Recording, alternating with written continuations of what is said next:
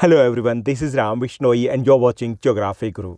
आज के इस एपिसोड में इस वीडियो में हम क्या बात करेंगे। आज हम बात करने वाले हैं क्लास 10th ज्योग्राफी की और कंटिन्यू रखेंगे हमारी class 10th SST social science की मोस्ट इंपॉर्टेंट क्वेश्चंस की सीरीज़ को। ये जो हमारी मोस्ट इंपॉर्टेंट क्वेश्चंस की सीरीज़ है ये आपके लिए भी मोस्ट इंपॉर्टेंट रहने वाली है, क्योंकि यहीं से डायरेक्टली आपके बोर्ड एग्जाम में क्वेश्चंस आने वाले हैं। बिल्कुल सही सुना आपने, डायरेक्टली आपके बोर्ड एग्जाम में क्वेश्चंस आने वाले हैं इसी सीरीज में से।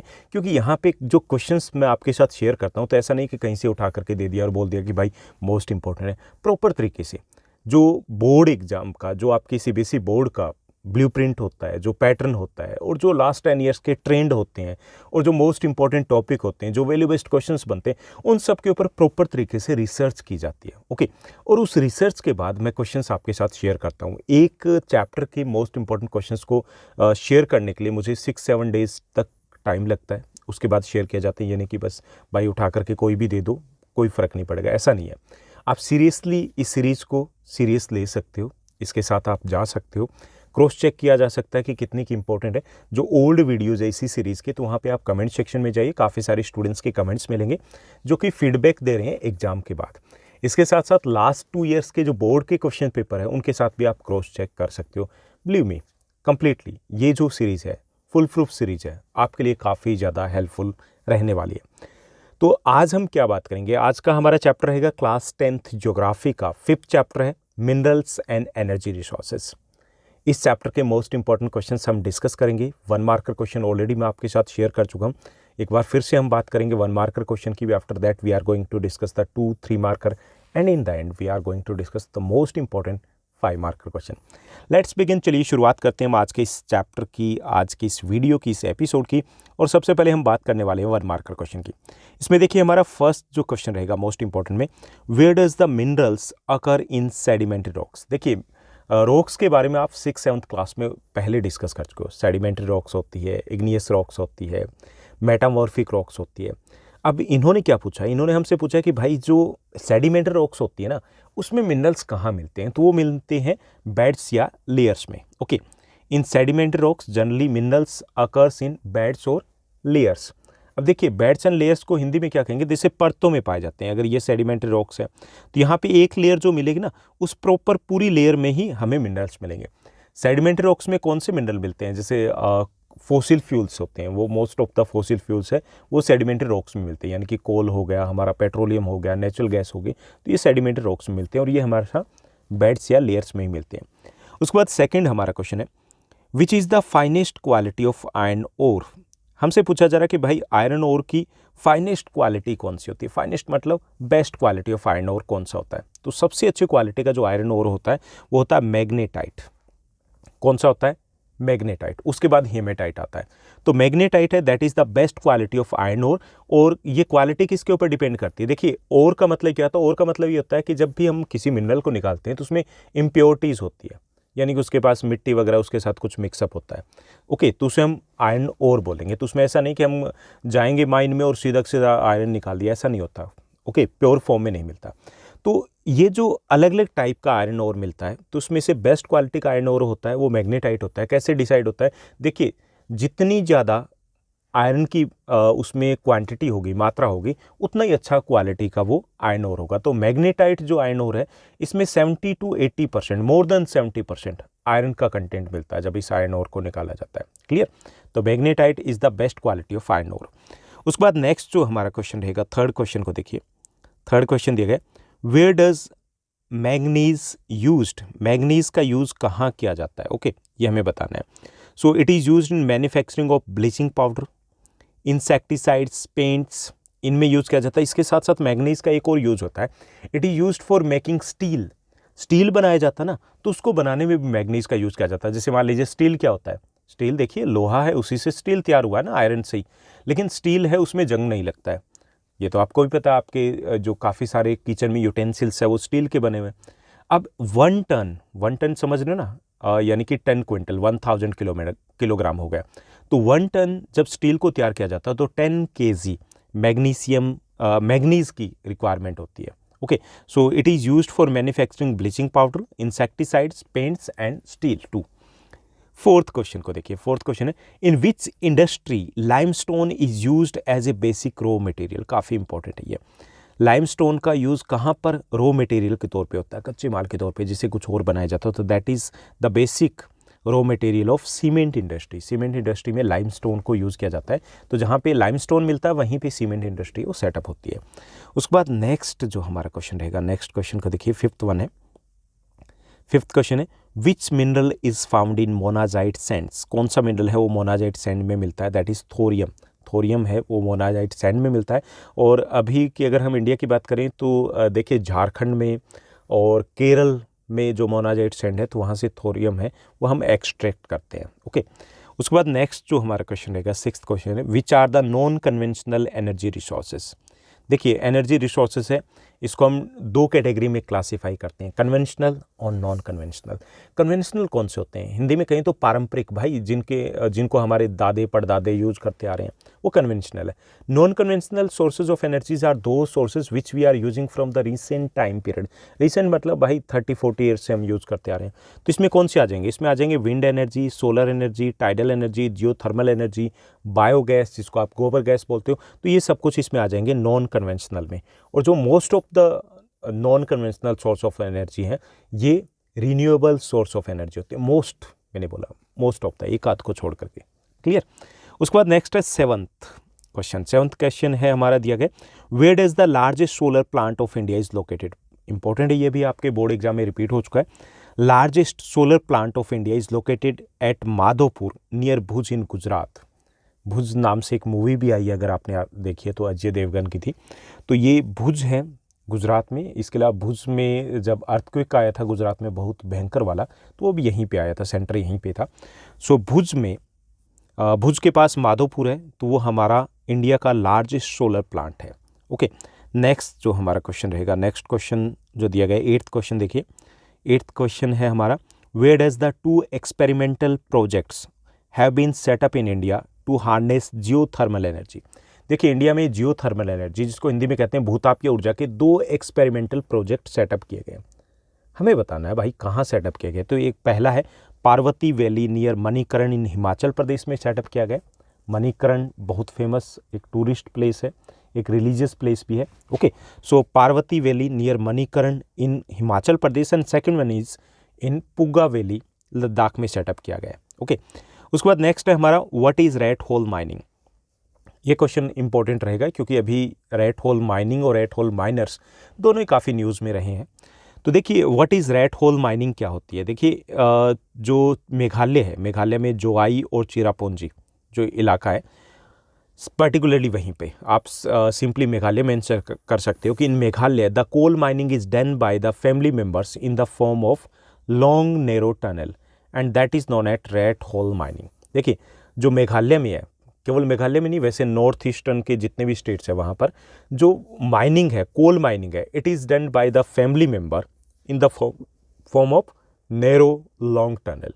यानी कि जैसे चूहे का बिल होता है ना, उसी तरीके से पतली सी संकरी सी बहुत लंबी गहरी एक टनल बना ली जाती है, थोड़ा करके वो कोयला निकालते रहते हैं। ओके, तो इस टाइप की जो माइनिंग होती है ना उसे रेड होल माइनिंग बोला जाता है। Okay, so the coal mining is done by family members in the north eastern states particularly in Meghalaya in the form of long narrow tunnel and that is known as the red hole mining. Okay, उसके बाद 10th हमारा question रहेगा। Next question को देख लीजिए। 10th जो हमें question दिया गया, why Mumbai High is famous for. Mumbai High किसके लिए फेमस है, ये ऐसे भी पूछा जा सकता है। इसका आंसर है वो भी क्वेश्चन हो सकता है। The largest petroleum producing area of India. Mumbai High is the largest petroleum producing area. 63% जो हमारा पेट्रोलियम है, whether it is the petrol और डीजल, तो वो हम यहीं से प्रोड्यूस करें। Okay, so it is the largest petroleum producing area of India and it is producing near about 63%, that is more than half. जो हमारा 50% से भी ज़्यादा अकेला मुंबई हाई से हम निकालते हैं। मुंबई हाई की लोकेशन कहाँ है, मैं आपको थोड़ा सा आइडिया दे दूँ कि देखिए यहाँ पे मुंबई है और यहाँ पर लगभग हम बात करें तो इस एरिया में यहाँ पे मुंबई हाई है, इट इज़ इन अरेबियन सी। उसके बाद नेक्स्ट जो हमारा क्वेश्चन रहेगा, name the hardest mineral, that is diamond. Diamond है वो सबसे हार्डेस्ट मिनरल होता है, कठोर खनिज होता है। 12th हमारा क्वेश्चन है, विच mineral largely derived from the ocean waters. कौन सा मिनरल है जो हम ओशन वाटर से ड्राइव करते हैं। देखिए इसमें आ जाता है magnesium, common salt and bromine. Magnesium, common salt and bromine, वैसे एक भी नेम मेंशन करते तो भी चलता। कॉमन सॉल्ट हो गया, मैग्नीशियम हो गया, ब्रोमाइन हो गया, ये हम ओशन वाटर से ड्राइव करते हैं। उसके बाद 13th हमारा क्वेश्चन रहेगा, name the mineral in which India is the leading producer in the world. It is mica. Mica में हमारा कोई मुकाबला नहीं है। Near about 90% mica of the world only India is producing. 90% जो माइका वर्ल्ड का वो अकेला इंडिया प्रोड्यूस कर रहा है भाई, टक्कर में ही कोई नहीं है। ठीक, आपने माइका की ऐड देखी होगी, एशियन पेंट की एक ऐड आती है, उसमें वो मतलब ऐसा कुछ दिखाते हैं, तो रिसेंटली वो ऐड चल रही है अच्छी खासी, उसमें बॉल फेंक करके मारते हैं, तो उसमें भी माइका आपने अगर ध्यान दिया तो वहाँ पे इस वर्ड को यूज़ किया जाता है। Okay, so India is the leading producer of mica in the world.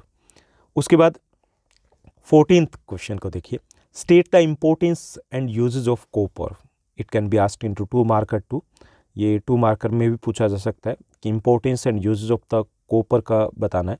It is malleable, it is ductile and good conductor. Malleable है भाई, लचीला है, डक्टाइल है ये, गुड कंडक्टर ऑफ हीट है। एंड यूज़ कहाँ होता है कॉपर का, ये ज़्यादा इंपॉर्टेंट रहेगा। Copper is mainly used in electrical cables, electronic industry, chemical industry, paint industry, and it is also used for making decorative items. Okay, and it is also used for making utensils. Okay, काफ़ी सारे इसके uses होते हैं। Name the highest quality of coal. Hard coal की जरूरत नहीं है, highest quality of कोल कि हमें बताना है कि the best quality of coal कौन सा होता है। देखिए, जैसे आयरन ओर है वो 4 टाइप्स का होता है। ठीक, उसमें हमने बात की थी कि आयरन ओर की जो बेस्ट क्वालिटी होती है दैट इज़ मैग्नेटाइट। ऐसे ये पूछ रहे हैं कि भाई कोल की सबसे बेस्ट क्वालिटी कौन सी होती है, तो that is anthracite. Anthracite is the best quality of coal, और उसके बाद आता है बिटुमिनस। हालांकि जब ये पूछा जाता है कि इंडस्ट्रीज़ के लिए सबसे इंपॉर्टेंट कोल कौन सा होता है, तो वो बिटुमिनस होता है, क्योंकि वो ईजिली अवेलेबल है। एंथ्रासाइट है वो इतना ईजिली अवेलेबल नहीं होता, लेकिन क्वालिटी वाइज है, the best quality of coal is the anthracite. देखिए, इसमें जो क्वालिटी किसके ऊपर डिपेंड करती है कोयल की, वो डिपेंड करती है कार्बन कितना है उस कोयले में। ठीक, कोल में कार्बन कितना है, तो इसमें 70 to 80% जो है वो कार्बन होता है एंथ्रासाइट में। So it is the best quality of coal. Now let's move to the next one. Next question की बात करें, 16th है, where does the largest wind farm cluster is found in India. देखिए, सबसे बड़ा विंड फार्म क्लस्टर कहाँ पे है, it is located in Nagercoil in Tamil Nadu and Jaisalmer in Rajasthan. देखिए, 2 जगह पे, कभी लगभग इक्वल ही इनकी पोटेंशियल है। तो देखिए, the largest wind farm clusters are located in Nagercoil, Tamil Nadu and Jaisalmer in Rajasthan. 17th question है, which rock consist of single mineral only. कौन सी रॉक में सिंगल मिनरल होता है, दैट इज़ लाइमस्टोन। ये आपके बोर्ड एग्जाम में क्वेश्चन आ चुका है पहले भी। उसके बाद नेक्स्ट जो हमारा क्वेश्चन रहेगा, what are the placer deposits. ये प्लेसर डिपॉजिट्स क्या होते हैं। देखिए, ये एक जैसे हम कहते हैं ना कि मिनरल्स कहाँ पे मिलते हैं, तो उनमें से एक सोर्स ये भी है। Certain minerals deposits that occur in the sands of valley floors and the base of hills as alluvial deposits are known as the placer deposit. देखिए, कुछ जो मिनरल्स होते हैं ना, वो जो नदी होती है उसकी तली में मिलते हैं। ठीक, तली में जलोढ़ मिट्टी मिलते हैं, तो उनको एलुवियल डिपॉजिट बोलते हैं और उन्हीं प्लेसर डिपॉजिट बोलते हैं। ओके, सो सर्टेन मिनरल्स जो होते हैं, these minerals occurs in the sands of the valley floors और in the foot hills of the mountains, and these are known as the alluvial deposits और also known as the placer deposits. इनको same ही बोलते हैं। Okay, तो alluvial या प्लेसर deposits होते हैं, जैसे गोल्ड हो गया, सिल्वर हो गया, वो एलुवियल डिपॉजिट्स या प्लेसर डिपॉजिट्स में मिलते हैं। उसके बाद नेक्स्ट है, which state of India is the largest producer of bauxite, that is Odisha. Odisha है वो सबसे बड़ा स्टेट है बॉक्साइट के प्रोडक्शन के मामले में। 20th हमें क्वेश्चन दिया गया, name the oldest mineral oil producing state, that is the Assam. Assam is the oldest mineral oil producing state, सबसे पुराना। सबसे पहले हमने जो मिनरल ऑयल निकालना शुरू किया था वो आसाम से निकालना शुरू किया था। अगर स्टेट पूछा जाए तो आसाम, और अगर प्लेस पूछा जाए तो that is Digboi. Okay, Digboi है यहाँ पे, तो Digboi is the oldest place अगर पूछा जाए तो। सबसे पहले तेल का कुआं यहीं पे खोदा गया था, और सबसे पुराना स्टेट फिर आसाम हो गया, because Digboi is in Assam. उसके बाद 21st हमारा क्वेश्चन रहेगा। 21st क्वेश्चन की बात करें, state 2 types of electricity. There are the 2 types of electricity, hydro power and thermal power. Hydro power की बात करें तो हाइड्रो पावर जो बिजली जो विद्युत इलेक्ट्रिसिटी बिजली पावर जो पानी से पैदा की जाती है। ठीक। और थर्मल पावर है that can be generated by using coal, petroleum, gas etcetera, यानी कि कोई भी यूज़ किया जा सकता है। हालांकि हम इंडिया में मेजोरिटी में जो चीज़ यूज़ करें थर्मल पावर को जनरेट करने के लिए तो वो कोल है। तो कोल से जब हम थर्मल पावर को जनरेट करें तो वो यूँ कह सकते हैं कि इको फ्रेंडली नहीं है, जबकि हाइड्रो इलेक्ट्रिसिटी वो इको फ्रेंडली है, उसका जनरेशन का जो मेथड है। क्लियर। तो hydro power and thermal power दोनों में डिफरेंस क्या हो जाता है कि भाई ये बिजली एक बार बनने के बाद तो एक जैसी है, लेकिन डिफरेंस क्या है कि हाइड्रो पावर है इसको हम रिन्यूएबल कहेंगे, ये रिन्यूएबल है, पानी को दोबारा से यूज़ कर सकते हैं। जबकि थर्मल पावर में क्योंकि कोल, पेट्रोलियम या डीजल का लगा लीजिए, गैस का यूज़ किया जाता है, तो ये नॉन रिन्यूएबल है। क्लियर। उसके बाद नेक्स्ट जो हमारा क्वेश्चन रहेगा 22nd हमारा क्वेश्चन है, व्हाट इज़ एन ओर। ओर क्या होता है, पहले भी हम बात कर चुके हैं एस्क क्या होता है। The term ore is use to describe an accumulation of any material mixed with other elements. Okay, यूँ कह सकते हैं impure form of any mineral is known as ore, यानी कि किसी भी जो मिनरल है, जो खनिज है, उसका अशुद्ध जो रूप होता है उसे हम एस्क बोलते हैं। ओके, या फिर यूँ भी कह सकते हैं कि generally minerals occurs in natural form mixed with the other substance या other elements that is known as ore। यानी कि जनरली मिनरल्स क्या होते हैं कि वो जब नेचुरली तौर पर पाए जाते हैं तो वो अदर जो सब्सटेंसेस है उनके साथ मिले हुए होते हैं, तो उसे हम ओर बोलते हैं। क्लियर। तो ऐसे भी लिख सकते हो आप अपनी लैंग्वेज में, जैसा चाहें वैसा लिख सकते हो, यानी कि इसका मतलब होता है इम्प्योर फॉर्म। उसके बाद 23rd हमारा क्वेश्चन है, वेयर इज केगा। यहाँ पे थर्मल नहीं आना चाहिए, वेयर इज केगा न्यूक्लियर पावर प्लांट। न्यूक्लियर या एटॉमिक पावर प्लांट कहाँ पे है? इट इज़ लोकेटेड इन कर्नाटका। देखिए आपके बुक में 6 न्यूक्लियर पावर प्लांट दिए गए हैं और all 6 are very important for 1 marker question as well as for the map work 2। देखिए नरोरा है वो यूपी में है, दूसरा रावत भाटा की बात की जाए that is in Rajasthan, Kakrapar in Gujarat, Tarapur जो इंडिया का सबसे पहला था, Tarapur that is in Maharashtra, Kaiga in Karnataka and Kalpakkam in Tamil Nadu and Kudankulam that is also in Tamil Nadu. Okay, तो इनमें से कुडईकुलम को छोड़ करके 6 आपके सिलेबस में दिए गए हैं, तो उनको अच्छे से आपको पता होना चाहिए कौन सा न्यूक्लियर पावर प्लांट किस स्टेट में है। नेक्स्ट वन दिया गया, which one is the oldest और द फर्स्ट न्यूक्लियर और atomic power plant of India. यहाँ पे भी मैंने थर्मल राइट कर दिया, न्यूक्लियर या एटॉमिक पावर प्लांट रहेगा, तो that is in Tarapur Maharashtra में है। 25th क्वेश्चन है, that is the last 1 marker question, how much percentage mineral intake represent of our total intake of nutrients. देखिए हम जो कुछ भी खाते हैं ना उसमें से 0.3% है वो मिनरल्स होते हैं। ओके, ओनली 0.3%, बाकी जो रह गया हमारा 99.7%, मतलब वो तब तक डाइजेस्ट नहीं होगा जब तक ये 0.3% इनटेक हम नहीं लेंगे, यानी कि उसके डाइजेशन के लिए मिनरल्स है वो इतने इंपॉर्टेंट होते हैं। क्लियर। चलिए next move to the next segment. यहाँ देखिए मैंने अभी तक जहाँ तक बात की जाए आपकी क्लास 10th SST की, तो सभी चैप्टर्स ऑलरेडी मैं पब्लिश कर चुका हूँ। हिंदी मीडियम में टोटल चैप्टर्स आ चुके हैं। जहाँ तक इंग्लिश मीडियम की बात है तो हमारे ओनली जियो के लास्ट 2 चैप्टर्स पेंडिंग है, जिनको नेक्स्ट वीक में या विद इन 2-3 डेज़ में पब्लिश कर दिया जाएगा। तो अगर अभी तक आपने हिस्ट्री के या पोल साइंस या रिमेनिंग चैप्टर्स नहीं देखे हैं तो प्लेलिस्ट में जाइए, class 10th SST most important questions में आपको मिल जाएंगे, या फिर क्लास 10th SST का जीनियस बैच है वहाँ पर भी आपको सभी वीडियोज़ मिल जाएंगे। मैप वर्क भी ऑलरेडी हम पब्लिश कर चुके हैं, चैप्टर वाइज भी, और एक सिंगल वीडियो में भी पब्लिश किया जा चुका है।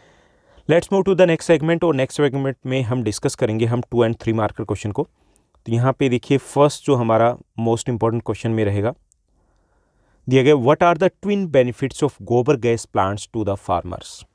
देखिए गोबर गैस प्लांट्स के 2 बेनिफिट हमें बताने हैं।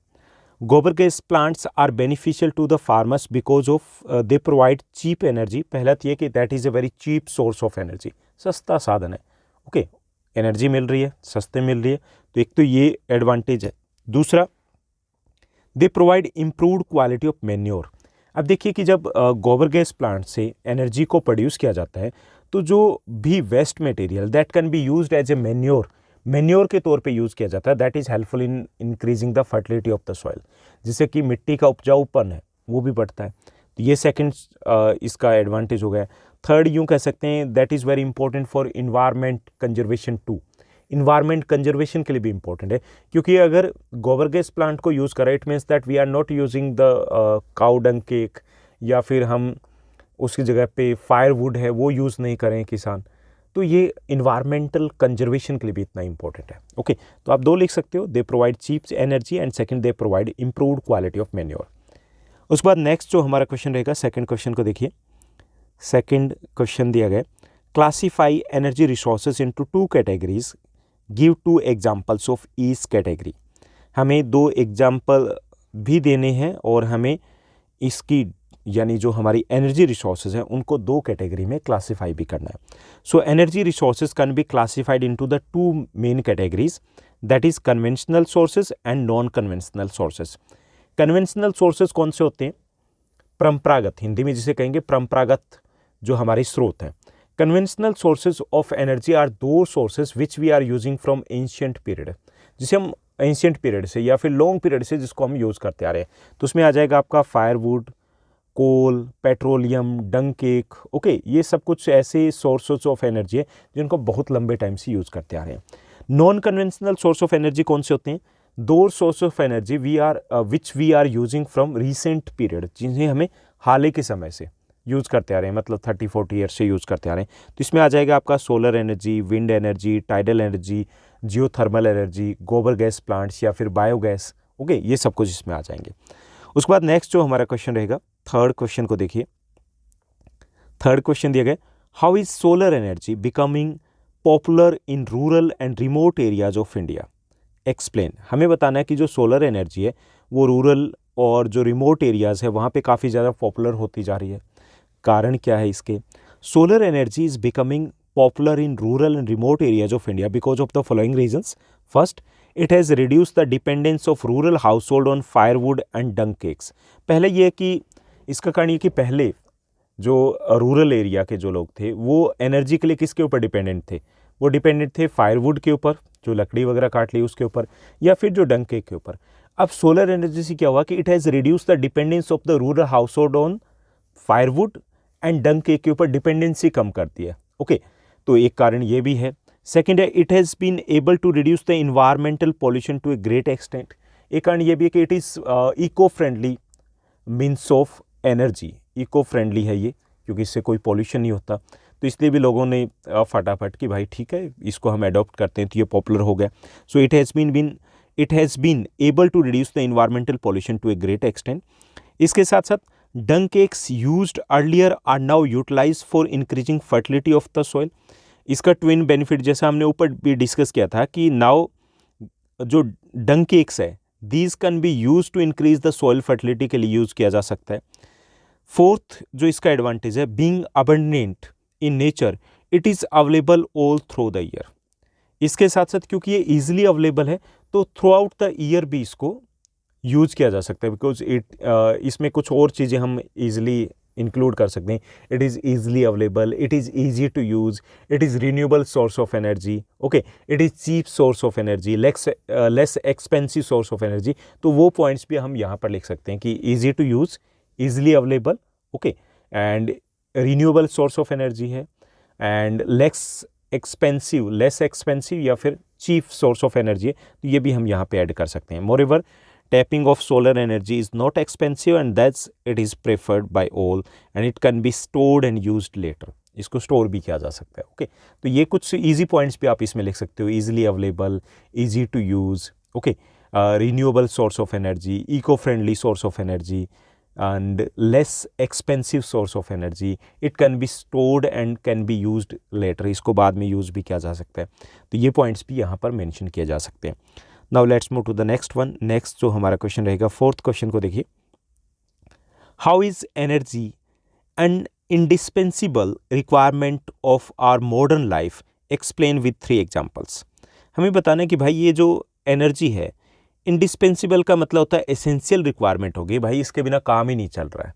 ओके, बिल्कुल काम नहीं चल रहा। तो हमें बताना है कि ऐसे कैसे हो गया, क्यों नहीं चल रहा। तो हमें 3 पॉइंट्स में बताना है।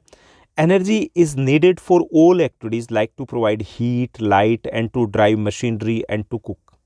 पहली चीज़ ये कि हम घर की अगर बात करें तो energy is needed for all type of activities, to provide heat, to provide light, to drive machinery and to cook.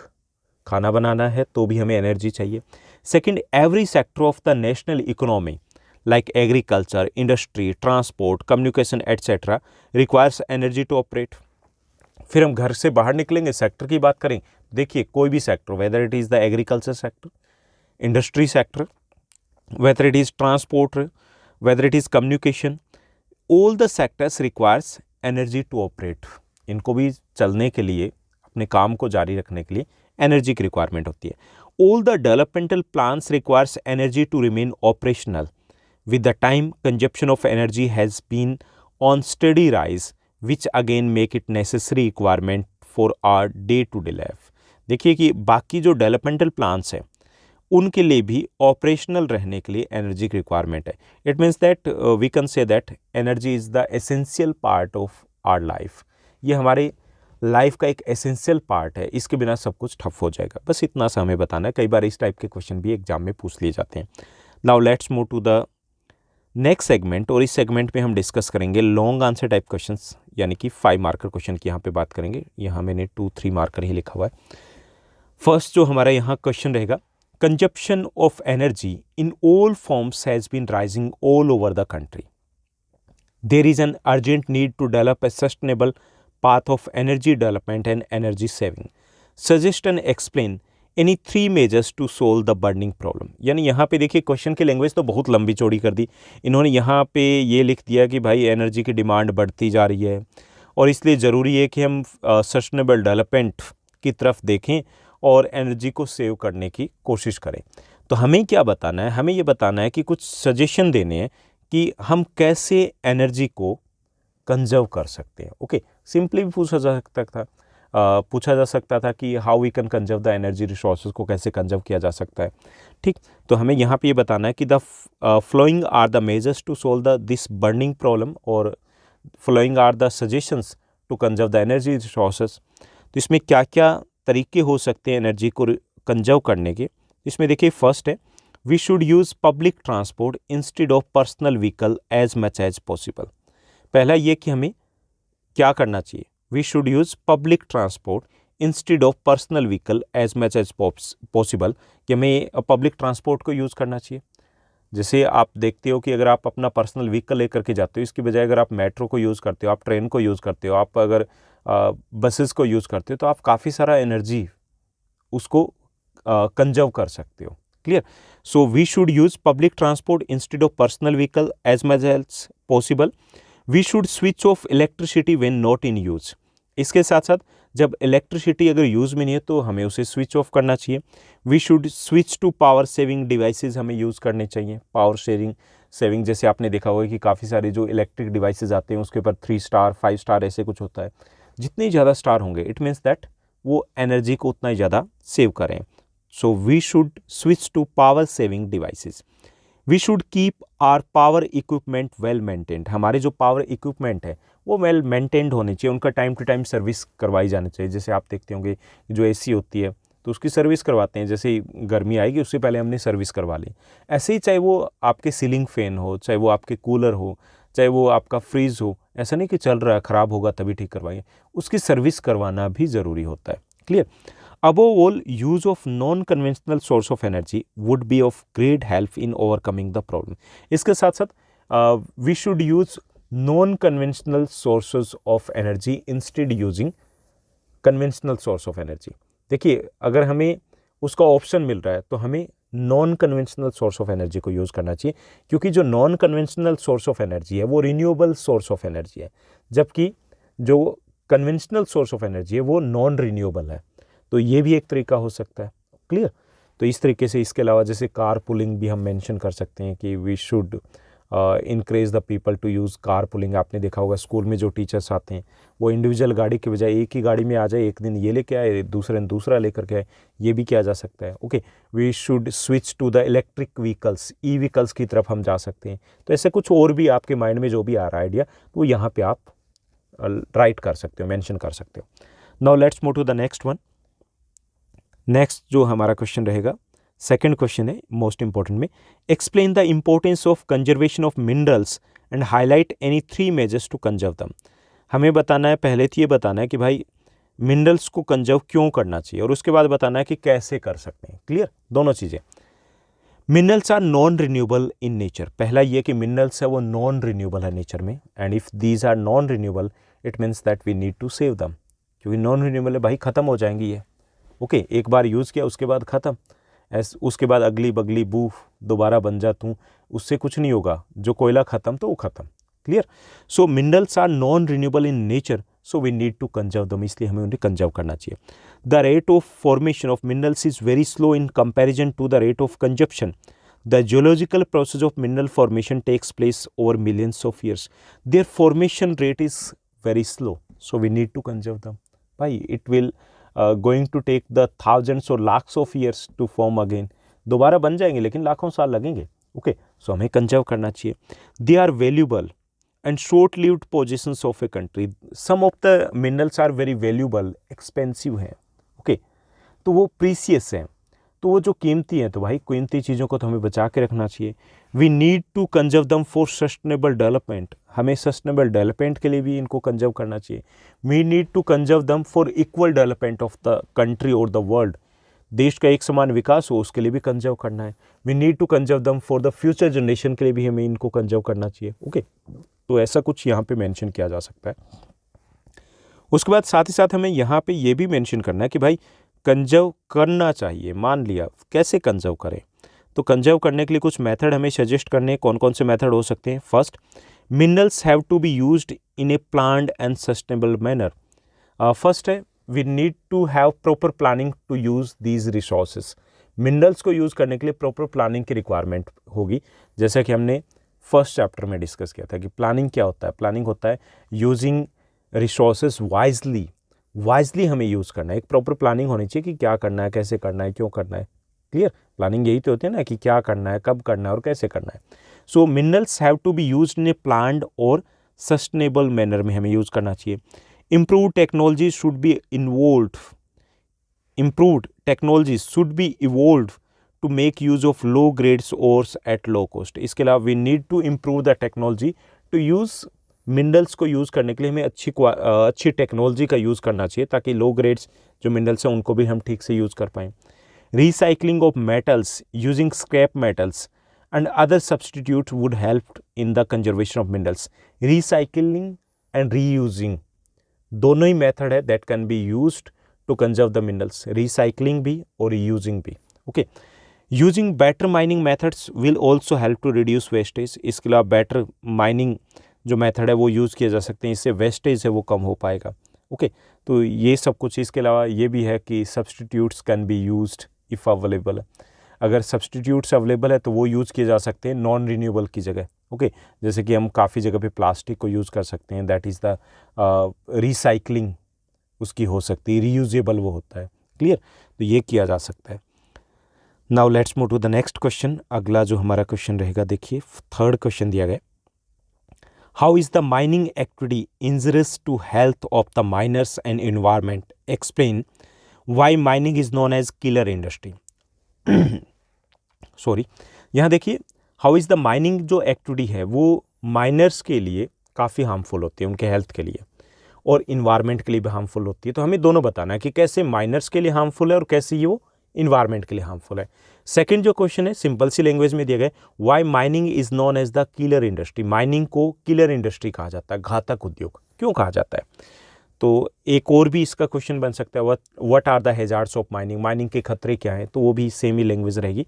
तो चलिए देखते हैं कि क्यों ऐसा कहा जा रहा है कि ये किलर इंडस्ट्री होती है। तो सबसे पहले हम माइनर्स की बात करेंगे। Mining activities injurious to health of miners due to the following reasons. First, inhalations of poisonous gases and dust make them vulnerable to the pulmonary disease। अब इसमें देखिए कि जो भी रेस्पिरेटरी सिस्टम है उससे रिलेटेड जो डिजीज़ है उसके होने के काफ़ी ज़्यादा चांसेस होते हैं, किसको? जो माइनर्स होते हैं, जो खनिक होते हैं, जो वहाँ पे काम करते हैं। Okay, so it is very hazardous to the health of the miners specially lung related disease है, रेस्पिरेटरी सिस्टम से रिलेटेड डिजीज है, तो एक तो ये खतरा होता है। Second, there is also a risk of collapse of mine roofs. Mine roofs यानी कि जो खान होती है उनकी छतें गिरने का भी डर होता है, जैसे अभी हमने रिसेंट में उत्तराखंड की न्यूज़ आपने देखी होगी। ओके, तो उनकी छतें गिरने का भी डर रहता है। तो वहाँ पे हालांकि कुछ अलग टनल का सीन था, लेकिन ऐसा कुछ भी माइंस में भी होता है। So risk of collapse of mine roofs में risk the life of miners. इसके अलावा fires of coal mines are constant threat to the miners. Sometimes ऐसा भी होता है कि लगभग ऐसा होता ही रहता है। अगर आप देखोगे तो एनुअली कहीं ना कहीं पे आपको ऐसी रिपोर्ट मिल ही जाती है कि कोयले की खान है, उसमें आग लगी मतलब बहुत बड़े लेवल पे वो आग लगती है, कई महीने लग जाते हैं उसको कंट्रोल में लेने में। So there is also risk of the fire hazards का भी रिस्क रहता है। Okay, there is also risk of the floods. बाढ़ का भी वहाँ पे खतरा रहता है। कई बार ये होता है पानी लीकेज हो गया, कहीं से आ गया, बारिश आ गई, पानी भर गया तो वो भर गया। Okay, so there is a risk regarding the respiratory system or the lung related disease. There is a risk of the mine roof collapsing. There is a risk of the fire hazards. There is a risk of the floods. यानी इस type के काफ़ी सारे खतरे रहते हैं वहाँ पे। उसके बाद अगर हम इन्वायरमेंट की बात करें तो mining industry is harmful for the environment too. Environment के लिए भी हार्मफुल होती है। It results in the contamination of water, it results in the water pollution, it leads to the water pollution. कई बार मतलब जो पार्टिकल्स होते हैं, जो टीनी पार्टिकल्स होते हैं, तो उससे क्या होता है, कई बार उससे जैसे जल प्रदूषण हो गया, वाटर पॉल्यूशन भी हो जाता है। ओके, इसके साथ साथ dumping of waste and slurry leads to the degradation of the land and soil. इसके अलावा sometimes it leads to the land and soil degradation और द लैंड और सॉइल पॉल्यूशन भी होता है। जहाँ जहाँ पे माइनिंग की जाती है उसके आसपास वो जो डस्ट उड़ करके जाता है ना, ज़मीन पूरी पूरी ख़राब हो जाती है, वो जो सॉइल है वो पूरी पूरी ख़राब हो जाती है, फसलें वगैरह नहीं हो पाती। So the waste materials and slurry leads to the degradation of the land and soil. इसके साथ साथ it results in the air and water pollution too. Air water pollution की बात कर ली, तो इसके जो एनवायरनमेंट के लिए कहें तो माइनिंग इज़ हार्मफुल कह सकते हैं फॉर द एयर के लिए हार्मफुल है। It means that it leads to the air pollution, it leads to the water pollution, it leads to the soil pollution and the land pollution. ठीक, उसके बाद इसमें एक और चीज़ भी मेंशन कर सकते हैं कि इट ऑल्सो कोजेस, इससे जैसे हम सॉइल इरोजन की बात करते हैं तो सॉइल इरोजन भी होता है कि आसपास जो जहाँ पे भी गड्ढे वगैरह कर दिए तो उसके बाद वो मिट्टी कटाव शुरू हो जाता है, तो that is the soil erosion. ठीक, उसके बाद नेक्स्ट जो हमारा क्वेश्चन दिया गया है, फोर्थ क्वेश्चन देखिए, where do minerals occur. Mineral कहाँ मिलते हैं हमें, तो ये काफ़ी इंपॉर्टेंट क्वेश्चन है ये भी। वेयर डू मिनरल अकर, तो देखिए मिनरल्स जो हैं वो कहाँ मिलते हैं, 5 प्लेसेस होते हैं, 5 सोर्सेज होते हैं। Mineral occur in various types of formations as given below. सबसे पहले igneous and metamorphic rocks. Some minerals occurs in cracks, joints, folds, veins and lodes में मिलते हैं, किनके, इग्नियस एंड मेटामॉर्फिक रॉक्स के। Okay, so some minerals are found in the cracks, joints, faults, veins and lodes of the igneous and metamorphic rocks such as the lead, copper, tin, zinc. Okay, तो ये कुछ ऐसे minerals हैं जो igneous और metamorphic rocks में मिलेंगे। कहाँ पे मिलेंगे, जहाँ क्रैक्स होते हैं, इनके जॉइंट्स होते हैं, फोल्ड्स होते हैं, लोड्स होते हैं, वहाँ पर ये मिलते हैं। सेकेंड सोर्स है in sedimentary rocks. Some minerals occurs in sedimentary rocks and these occurs in the form of beds और लेयर्स में मिलते हैं यहाँ पे, यानी कि परतों में पाए जाते हैं। Such as coal, some forms of iron और gypsum, potash, salt, sodium salt etcetera. देखिए कोल हो गया, पेट्रोलियम हो गया, नेचुरल गैस हो गई, सम फॉर्म्स ऑफ आयरन और हो गया, जिप्सम हो गया, पोटास हो गया, ऐसे मिनरल्स हैं जो सेडिमेंट्री रॉक्स में मिलते हैं और ये लेयर्स में मिलते हैं यहाँ पे। तीसरा जो सोर्स है जहाँ पे मिनरल्स मिलते हैं, weathering. Some minerals are form due to the decomposition of surface rocks और removal of the soluble constituents. देखिए कि some minerals we can obtain through the weathering process. Weathering क्या होता है, breaking down of the rocks on its own places, यानी कि एक ही जगह पर चट्टानों का टूट फूट जाना, तो इसे बोलते हैं वेदरिंग। अब वेदरिंग से भी कई सारे मिनरल्स हम ऑब्टेन करते हैं, such as the bauxite. Bauxite is formed in this way, इसी वे से हमें बॉक्साइट मिलता है। ओके, तो ये तीसरा सोर्स हो गया। फोर्थ जो सोर्स है जहाँ पर हमें मिनरल्स मिलते हैं, फोर्थ सोर्स इज प्लेसर डिपॉजिट्स, जिसके हमने 1 मार्कर में बात की थी। Certain minerals like gold, silver, tin and platinum occurs as alluvial deposits in sands of valley floors or the base of hills. These are also called placer deposit. इनको placer deposits भी कहा जाता है। यानी कुछ मिनरल्स हैं वो जो नदी होती है ना, रिवर होती है, तो उसकी तली में मिलते हैं, उस एलुवियल मिट्टी में मिलते हैं, such as the gold, silver, tin and platinum etcetera. Okay, तो ये फोर्थ सोर्स हो गया। फिफ्थ सोर्स है ओशन वाटर्स।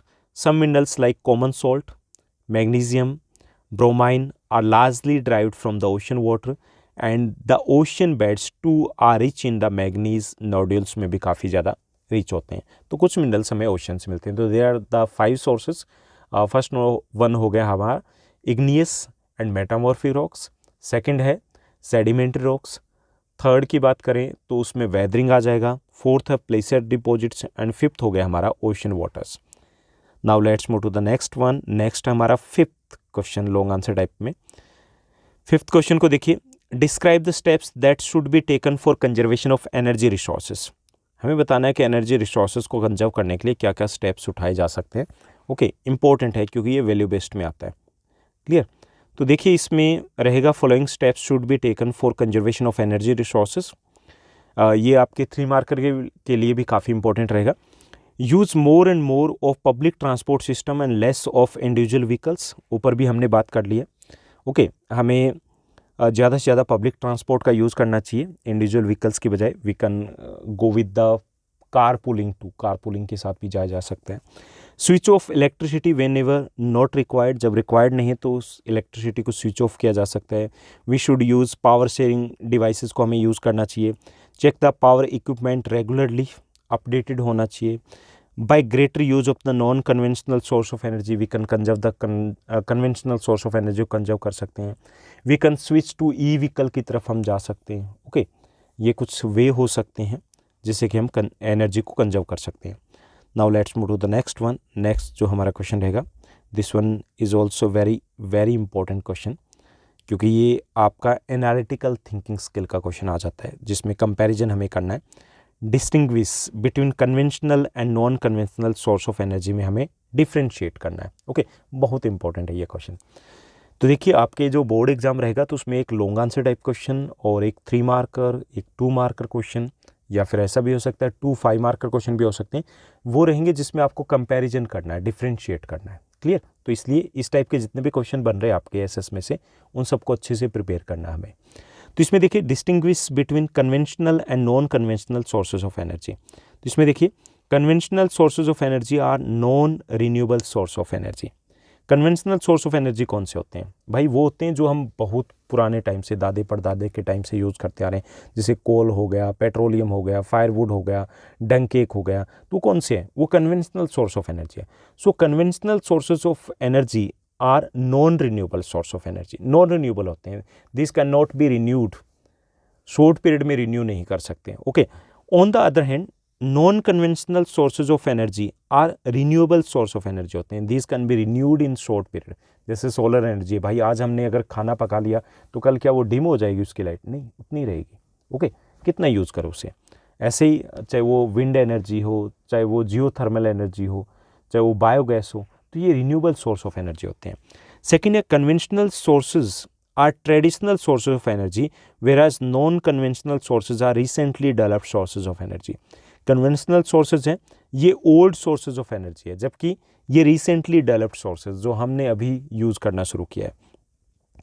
थर्ड जो डिफरेंस रहेगा, conventional sources are expensive while non conventional sources are cheaper. Conventional sources है वो महंगे होते हैं, जबकि नॉन कन्वेंशनल सोर्सेज है वो चीपर, सस्ते होते हैं। Conventional sources cause large scale pollution. On the other hand non conventional sources are environment friendly. Conventional sources हैं वो पॉल्यूशन करते हैं, चाहे वो कोल हो, पेट्रोलियम हो, डीजल हो, फायरवुड हो, डंकेक हो, पॉल्यूशन करते हैं। ऑन द अदर हैंड की अगर बात करें, on the other hand non conventional sources are environment friendly such as the solar energy, wind energy, geothermal energy, biogas. Okay, conventional sources are not easily available while non conventional sources are easily available. भाई छत पे जाइए, सौर ऊर्जा मिलेगी आपको, biogas हम खुद जनरेट कर सकते हैं। क्लियर? तो ऐसे ही जो कन्वेंशनल सोर्सेज है वो इजीली अवेलेबल नहीं होते। Conventional sources of energy of जो एनर्जी है are sources of energy of past and present के सोर्सेज हैं, while non conventional sources are of the future, जबकि फ्यूचर में नॉन कन्वेंशनल ही यूज में आएंगे। कन्वेंशनल के एग्जांपल दे दोगे, coal, petroleum, diesel etcetera. Okay, coal, petrol, diesel, इसमें नेचुरल गैस हो गया, इसमें आप एग्जांपल दे सकते हो डंग केक का, फायरवुड का। जबकि नॉन कन्वेंशनल की बात करें तो इसमें आप एग्जांपल दे सकते हो solar energy, wind energy, tidal energy, geothermal energy, biogas etcetera. तो ये रहेंगे इस चैप्टर के most important questions. I hope सब कुछ आपको अच्छे से समझ में आया होगा। अगर आपको ये वीडियो हेल्पफुल लगी तो इस वीडियो को लाइक और शेयर जरूर कीजिएगा। इसके साथ साथ आपका सोशल साइंस में एसएसटी में आपको एक प्रोजेक्ट प्रिपेयर करना है, तो वो मैं पब्लिश कर चुका हूँ। कहाँ मिलेगा आपको सर्च करना है, आप कहीं पे भी यूट्यूब के ऊपर सर्च कर सकते हो, ज्योग्राफी गुरु आपको आगे लिखना है, क्लास 10th एसएसटी प्रोजेक्ट, तो भी आपको मिल जाएगा। या फिर आप प्लेलिस्ट में जाइए प्रोजेक्ट्स एंड असाइनमेंट्स में, वहाँ पे आपको ये सारे प्रोजेक्ट्स मिल जाएंगे, हिंदी और इंग्लिश मीडियम में सेपरेटली अलग से पब्लिश किया हुआ है। आज के लिए बस इतना ही। Thank you, bye bye, have a nice day.